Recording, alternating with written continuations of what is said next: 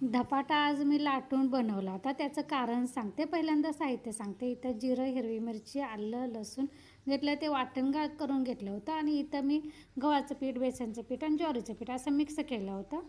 त्यानंतर त्यात ओवा, हळद, हिंग, मीठ, कोथिंबीर भरपूर असं घालून आपण चपातीचं पीठ मळते तसं मळून ठेवलं होतं.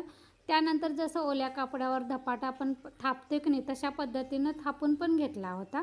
तर ह्यावर जी भाजी दिसते ती मेथीची घातली होती आणि वरून पांढरे तीळ देखील घातले होते. पण झालं असं, ते कणी थापल्यामुळं किती जरी पातळ थापायचं म्हटलं ना, तरी एकदम असं चपातीसारखं होत नाही. आणि मग तसं कणी पहिला एक केला, पण पोरं कणी माझी असं जड भाकरी चपाती जरी जाड झाली ना तरी खायला बघत नाही. त्यामुळे धपाटा पण ती अशी खायला कुरकुरत होती.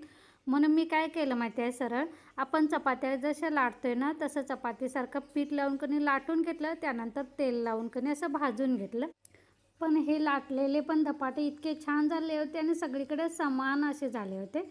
आणि ह्याच्यासोबत मी काळा वाटाण्याची उसळ केली होती आणि दही दिलं होतं पोरांना. तर तुमच्या पोरांना असे जाड धपाटे आवडत नसतील तर हे लाटून धपाटे बनवून